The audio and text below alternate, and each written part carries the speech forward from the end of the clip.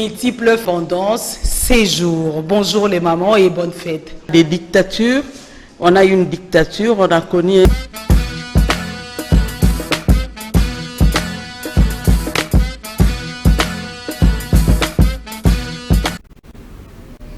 Augmentation du budget de l'éducation de 8% à 20%. Le Premier ministre Ilunga Kamba a donné son aval pour le paiement dès ce mois de septembre. Bonjour chers téléspectateurs des Canal Congo Télévision, bienvenue à travers cette émission Femmes aux multiples facettes. Aujourd'hui avec mon invité, on va essayer d'en parler de l'actualité de la semaine. La semaine était mouvementée, c'était vraiment mouvementé, vous le savez. Bonjour Maman Bunsana. Bonjour Madame la journaliste et merci pour votre invitation. Tout va bien, j'espère? Oui, tout va bien. Je profite de l'occasion pour saluer les téléspectateurs qui nous suivent parce qu'il y a d'autres qui m'appellent deux fois, donc je les salue tous. Nous vous saluons, le très cher téléspectateur des Canal Congo Télévision, ensemble, hein, avec Maman Bunsana. La semaine, comme je viens de le dire, était mouvementée. Il y a eu le programme du gouvernement, vous êtes au courant, maman. Il y a eu de remises et reprises. Selon vous, est-ce que ce gouvernement, Ilunga Kamba, pourrait résoudre le social du Congolais? Ben, nous ne pouvons que souhaiter bonne chance à ce gouvernement parce que ce n'est pas le gouvernement de Ilunga Kamba, mais c'est le gouvernement de la République. Et nous ne pouvons que souhaiter bonne chance à ce gouvernement. Mais cela demande aussi la bonne foi, la bonne volonté des animateurs, des institutions. Et parce qu'il y a beaucoup de choses qui se sont dites. Il y a beaucoup de programmes, mais concrètement, rien ne se fait. Et nous espérons que cette fois-ci, ils vont gérer, ils vont gouverner autrement parce que le peuple les regarde. Le peuple a aspiré pendant les élections de 2018 au changement.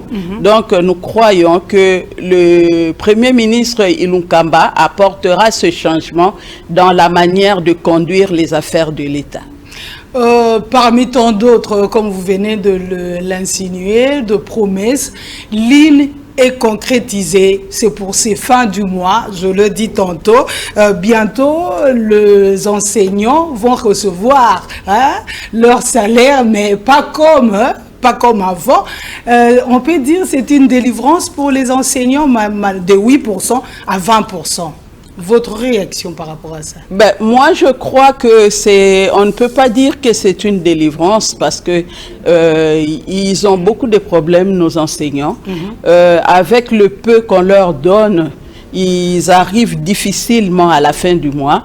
Ils ont des loyers à payer. Ils ont également, quoi qu'on dit, que la scolarité est gratuite dans les écoles officiels, mais ces enseignants aussi ont des enfants envoyés à l'école.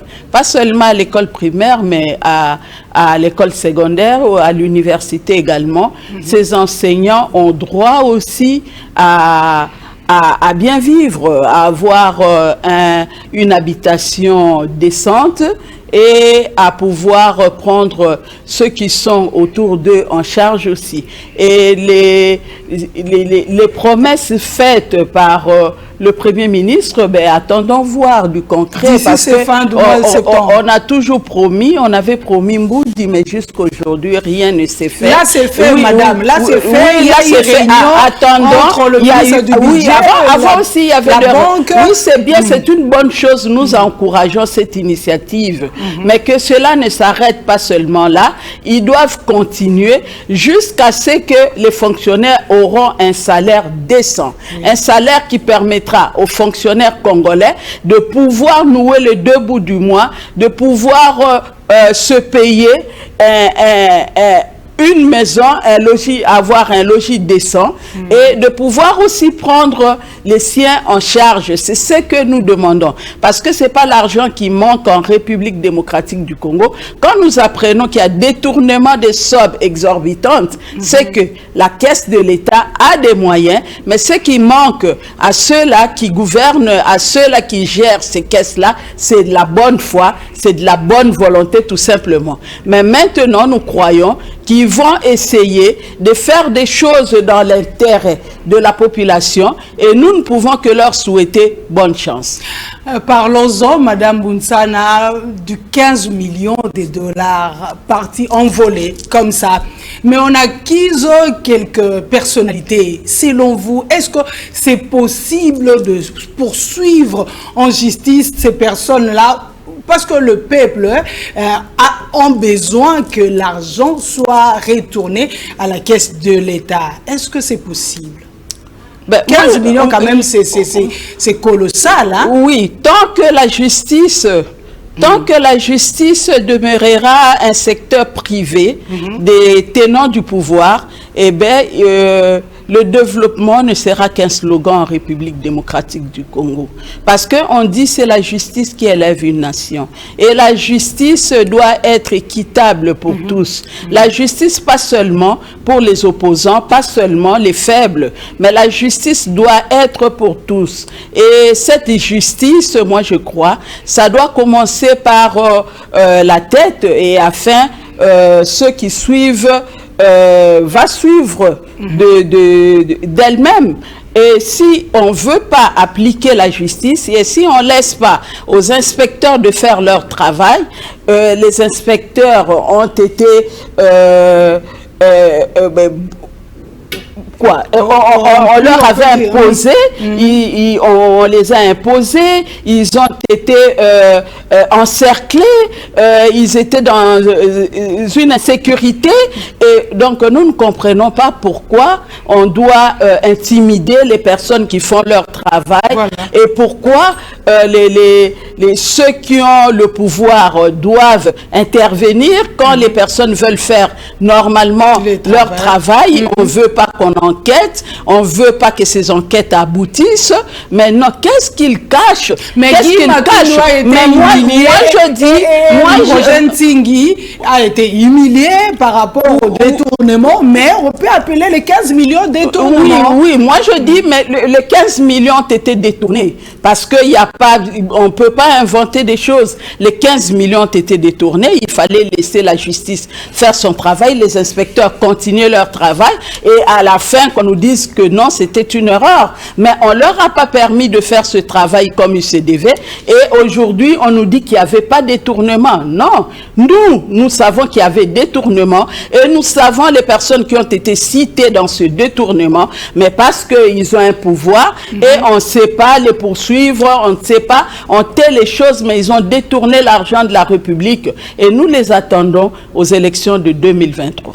Mais MLC martèle trop sur ces problèmes-là. Vous avez de quoi qu'avec... On n'a pas de problème parce que c'est un problème qui concerne les Congolais.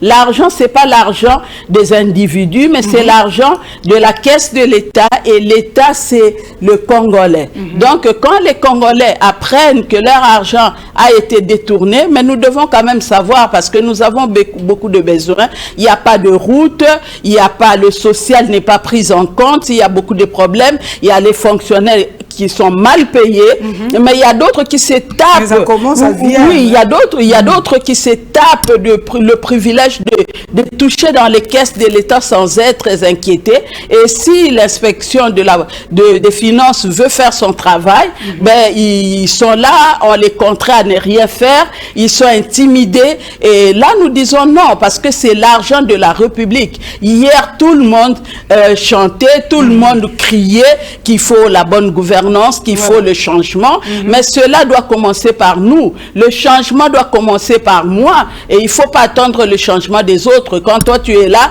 il n'y a pas changement. Quand tu es là, tu profites de l'argent de l'État, tu le gères comme si c'était ta boutique, comme si c'était ta propre caisse. Mais là, nous allons continuer à les dénoncer. Là, ce n'est pas parce qu'on est dans l'opposition ou soit qu'on est au pouvoir, mais on le dit parce que nous sommes Congolais et on nous a appris qu'il y avait 15 milliards 15 millions dilapidés comme ça. Nous voulons quand même savoir qu'est-ce qu'on a fait de ces 15 millions et qui les a prises. Donc nous devons savoir, nous attendons la réponse de l'inspectorat des finances, qu'il nous dise, parce que c'est lui qui a initié l'enquête, c'est à lui de nous dire qu'est-ce qu'ils ont fait de ces 15 millions des Congolais. Maman Buntsana, ces 15 millions-là par rapport aux personnalités du pays qu'on a citées, entre guillemets, c'est rien, c'est minime. Selon vous, le 15 millions-là, qu'est-ce que ça peut faire en RDC par rapport à ces gens-là, hein? Le 15 millions. Mais pour avoir 15 millions, même le 1 dollar compte. S'il n'y a pas 1 dollar, il n'y a pas dans les 15 millions, on comptera plus 15 millions.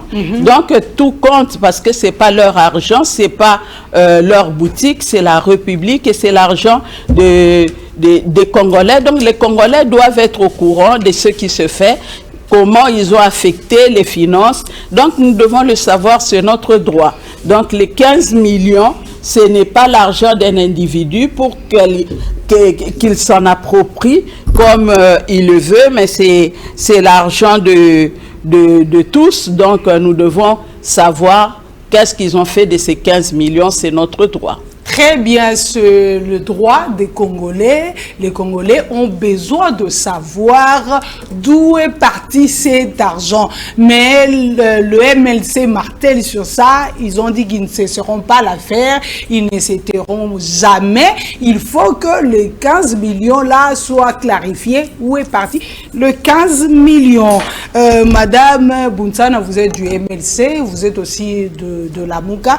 Le MLC a organisé cette semaine une matinée politique. C'était toujours dans le cadre de redynamiser le parti parce que le président Charbonnet a dit à son arrivée, il va redynamiser le parti. C'était dans ces cadres ou c'était autre chose? Ben, la redynamisation est permanente. Donc c'était seulement dans le cadre de redynamiser. Donc il fallait parler à la base, essayer d'expliquer certains aspects qui échappent à notre base. Donc la réunion était à l'interfédéral, convoquée par notre président interfédéral qui est le sénateur Guérengo. Donc c'est tout à fait normal d'inviter les membres du parti pour échanger avec eux de l'actualité du programme de la Mouka. Et c'était le samedi passé à l'interfédéral. C'est normal, c'est pour même les troupes, quand les troupes vont avant d'aller en guerre, ils se préparent pour la guerre. Donc c'est ce que nous faisons. La redynamisation est permanente. Il y a les fédéraux qui, dans leur fédération aussi, font la même chose. Donc ce n'est que normal que les membres du parti se retrouvent de temps en temps, essayer d'analyser, essayer de projeter un peu ce qu'ils peuvent faire. Le message clé de cette activité-là, est-ce qu'on peut le savoir, le message clé? C'est vrai, c'est pour redynamiser le parti, mais le message, vous adhérez ou c'est le bon dans les cadres de la famille MLC? Oui, c'était tout à fait normal parce qu'il y a eu l'affaire de notre président, l'affaire que les autres avaient qualifiée d'une affaire conclue, finie. Vous avez vu comment on avait invalidé notre président par la CENI et la Cour constitutionnelle, et pourtant nous, on a cessé de leur dire que l'affaire était en cours. Et maintenant, ils sont au vu de tous, de tout le monde entier a vu que l'affaire subornation de témoins, c'était pas une affaire close au niveau de la CPI. Donc, c'est un procès qui est en cours et nos avocats ont interjeté l'appel.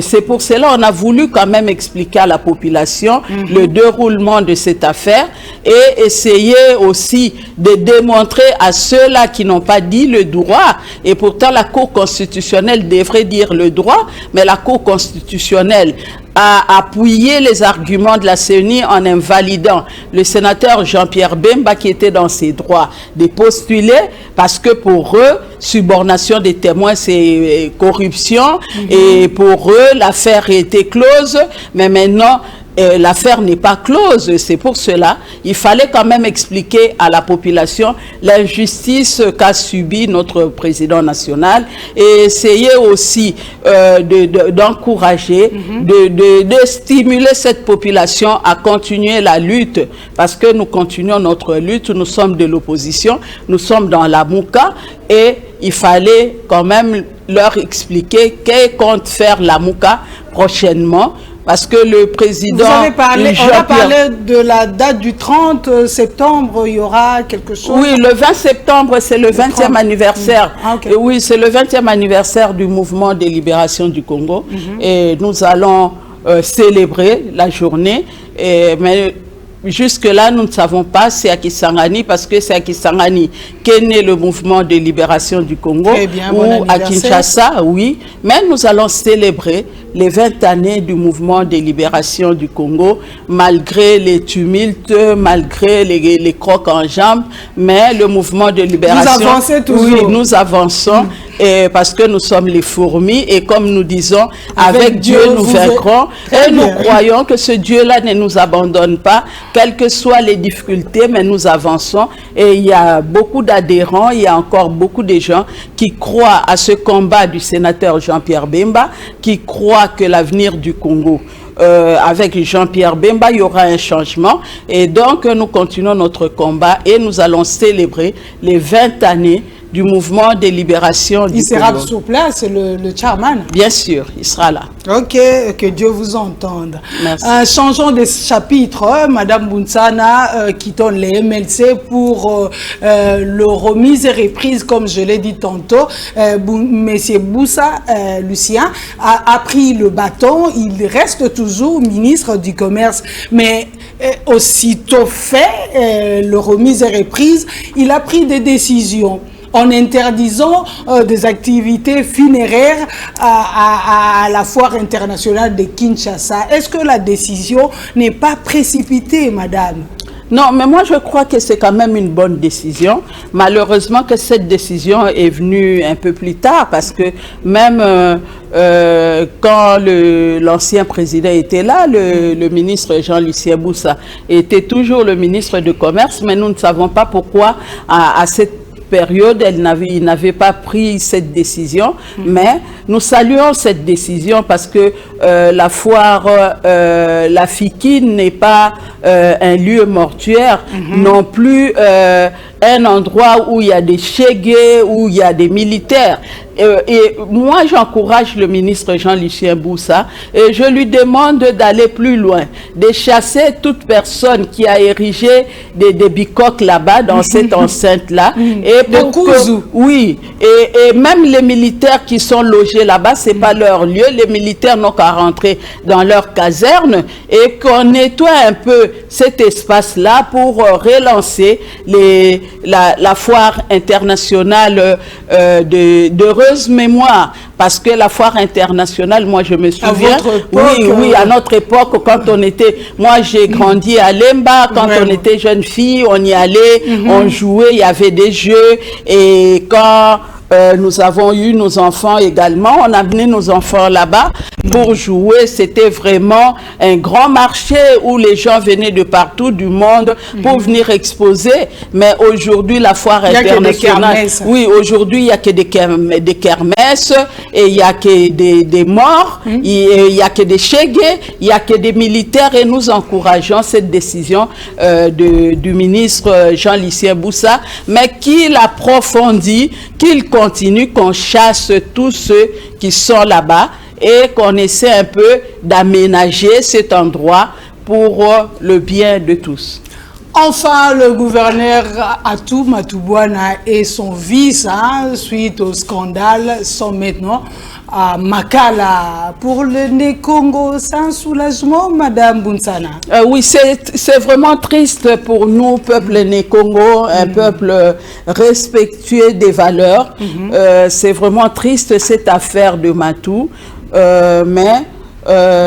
Épris qui croyait prendre, si réellement, comme on le disait, que c'était un montage du gouverneur Matou, mais maintenant il voit les conséquences de son montage mal calculé. Donc c'est vraiment triste pour la province du Congo central, parce qu'on nous dit qu'il y aura des scandales, mais malheur à l'homme par qui le scandale arrive. Donc le Congo central, c'est par lui que ce scandale est arrivé. Donc vraiment, nous sommes tristes, nous regrettons, nous déplorons, nous déplorons ce qui s'est fait dans notre province, mais il fallait pas seulement arrêter le gouverneur et le vice-gouverneur, il y a le REDOC également. Qu'est-ce que le REDOC faisait à cet endroit, à ce moment-là? Et également la police aussi qui était là, et puis c'est quand même le vice-gouverneur, quoi qu'il ait fait, soi-disant ce qu'il a fait, ce qu'il voulait faire, mais il fallait quand même le respect, c'est quand même une autorité, on ne pouvait pas quand même les taler comme ça au grand jour, c'est un parent aussi, également la femme. Oui, moi je regrette la femme, parce que nous les femmes, nous ne pouvons pas jouer des sales jeux comme ça. La femme c'est une mère, la femme c'est elle la gardienne des valeurs, c'est elle la bâtisseur, parce qu'on dit la femme sage bâtit sa maison. Et si nous pouvons bâtir la maison, pourquoi pas bâtir notre société? Pourquoi pas inculquer à nos enfants, à nos frères, les valeurs qui sont en nous? Donc la femme ne pouvait pas jouer ce sale jeu, mais malheur à elle, maintenant tout l'opprobre lui est jeté. Donc c'est vraiment triste et moi je déplore ce qui se fait dans ma province. Elle est devenue l'objet de moqueries par tous, dans le WhatsApp, dans le Facebook. C'est ça, même nous les femmes, nous la protégeons pas, parce que ce qu'elle a fait, c'est pas digne d'une femme. Une femme ne peut pas jouer au sale jeu comme ça. On ne peut pas remettre de l'argent, on ne peut pas demander à une femme de jouer un tel jeu. Mais malheur à elle, ce qui est fait, mais moi je souhaite que le REDOC aussi et la maman Mimi et tout ce monde qui était sur le lieu soit également traduit en justice. C'est pas seulement le gouverneur, et moi je dirais le vice-gouverneur n'était qu'une victime. Maman, étant que maman, un petit conseil aux femmes qui envisagent de faire de telles histoires à cause de l'argent. Est-ce que vous avez un petit conseil qui vient de votre cœur? Parce qu'il y a des femmes comme ça, ils envisagent, ils sont là en train de calculer comment je peux avoir l'argent. Mais avoir l'argent, vous avez vos mains, parce que Dieu nous dit qu'il ne bénit que le fruit de travail. Dieu ne bénit pas quand vous allez vendre votre corps, quand vous allez vous exposer, là Dieu ne vous bénit pas. Là c'est vraiment, c'est une insulte pour les femmes, parce que le corps de la femme c'est quelque chose de précieux. Donc c'est ce qui fait notre féminité, c'est ce qui nous fait des mères. Donc la femme doit se considérer non comme un objet de plaisir, mais la femme, c'est une maman, elle est porteuse des valeurs, c'est elle qui donne la vie, donc elle doit savoir comment protéger également cette vie. Nous devons être des modèles partout où nous sommes. Nous ne vivons pas avec les hommes pour les séduire, nous ne vivons pas avec nos frères nous travaillons pour les séduire. Nous devons être des modèles. C'est comme ça qu'on va respecter la femme. Il faut que la femme montre un bon exemple, la femme soit réellement gardienne des valeurs, et que la femme partout où elle est, il faut qu'on sente réellement qu'il y a un changement, parce qu'il y a une mère et cette mère apporte des conseils, et par son comportement et par sa façon de faire. La femme ne doit pas s'impliquer dans des choses immoraux. Donc la femme ne peut pas s'impliquer dans ça. La femme doit se respecter, respecter les autres aussi, doit être un exemple partout où elle est, et cela fera de nous réellement des personnes, des bâtisseurs, des bâtisseurs de la société, parce que Dieu n'a pas dit à l'homme de bâtir, mais c'est à la femme de bâtir. Et si la nation congolaise n'est pas rebâtie, c'est parce que nous, les femmes, nous ne jouons pas pleinement notre rôle. Qu'est-ce que nous faisons à côté de ces hommes qui sont avec nous dans nos bureaux, dans nos sociétés, seulement pour les séduire? Non, nous ne pouvons pas les séduire parce que nous sommes leurs mères, nous sommes leurs sœurs, nous sommes leurs filles, nous sommes leurs épouses. Nous avons de la valeur et cela doit ancrer à chacune de nous et cela doit refléter notre comportement. Nous ne pouvons pas nous laisser faire parce que nous sommes dans une position de faiblesse. Il ne faut pas nous mettre dans une position de faiblesse parce que c'est nous qui bâtissons. Nous sommes au-dessus de ces hommes-là qui sont nos enfants, qui sont nos frères. C'est nous qui sommes au-dessus d'eux. Donc ce n'est pas eux, c'est nous. C'est pour cela que Dieu avait dit qu'il n'était pas bon à l'homme d'être seul. Il fallait une force et cette force, c'est toi la femme. Donc il faut te comporter en conséquence. Là où tu es, il faut qu'on sente réellement qu'il y a le changement et qu'il y a une mère qui est à côté de ses enfants et cette mère-là amène un changement et c'est un modèle pour la société. Très bien et félicitations et bravo encore pour ces conseils précis. Écho du cartel de femmes politiques leaders actives, Maman Bounsada, vous êtes la présidente. Est-ce qu'il y a des nouveaux jusque-là? Vous avez fait de tournées au Congo central, vous nous avez fait le rapport. Est-ce qu'il y a encore des choses à ajouter? Oui, des choses à ajouter. Ce samedi, nous allons tenir notre assemblée générale. Vous savez que chaque mois, nous avons 2 assemblées générales. Donc, la dernière, c'est ce samedi.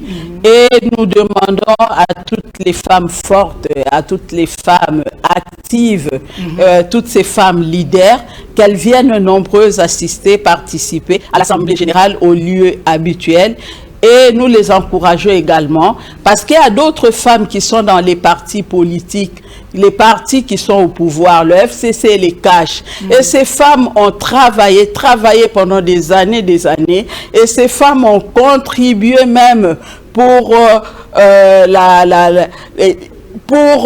leur parti, pour que le parti soit ce qu'il est aujourd'hui. Et ces femmes ont été même vilipendées par la police pendant les marches. Donc c'était des femmes qui ont reçu des gaz lacrymogènes, qui ont accompagné des leaders. Et si aujourd'hui les leaders sont là parce qu'il y avait les femmes qui les accompagnaient dans tout ce qu'ils faisaient, mais malheureusement ces femmes ne sont pas prises en compte. Nous n'avons pas de femmes, il y a seulement une, Madame Rose Boyata, que nous saluons, qui est membre du cartel, la ministre aux Affaires sociales, elle est de l'UDPS.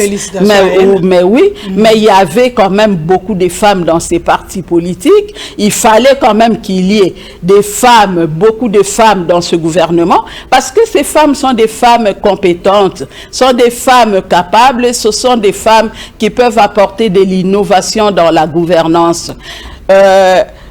Nous encourageons ces femmes et nous saluons également la Commission européenne. La Commission européenne, vraiment, c'est un exemple pour les autres nations, pour les autres institutions du monde. Sur 27 commissaires, il y a 13 femmes et 14 hommes. Donc, nous les félicitons et nous demandons nous demandons aux autres institutions du monde d'emboîter le pas de la Commission européenne et nous croyons que cela est possible aussi pour la République démocratique du Congo. Plus il y aura, plus il y a des femmes, plus il y a de l'innovation, plus il y a la bonne gouvernance, il y a la paix Cette nouvelle vous réjouit, hein, oui, madame? oui, je suis vraiment très contente, fière de toutes ces femmes qui ont été nommées commissaires à la Commission européenne. Donc, et cela nous fortifie, cela nous encourage. Nous disons, ben, continuons le combat. Demain, ça sera ainsi pour les institutions de la République démocratique du Congo, parce que les hommes ne peuvent pas nous contredire. Les hommes ont prouvé leurs limites. Donc, les hommes ne peuvent plus rien apporter. Ils ont vidé tout ce qu'ils avaient. Il reste à la femme d'apporter son apport. Oui, il reste maintenant à la femme de prouver aux yeux du monde de quoi nous sommes capables. Et moi, j'encourage toutes ces femmes qui ont des postes de responsabilité.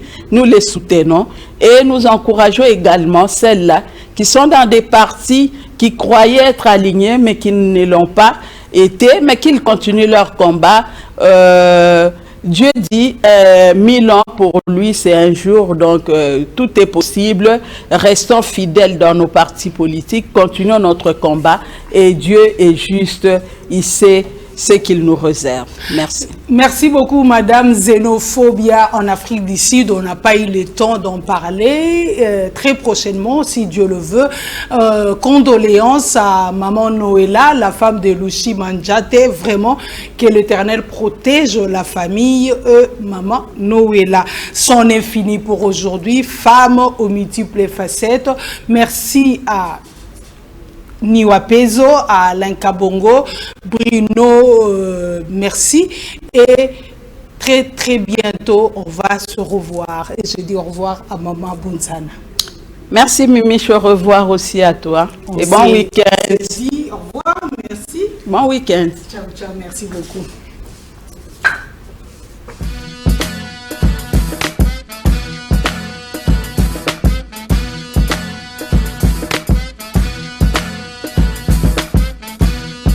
Multiples tendances, séjours. Bonjour les mamans et bonne fête. Des dictatures, on a eu une dictature, on a connu...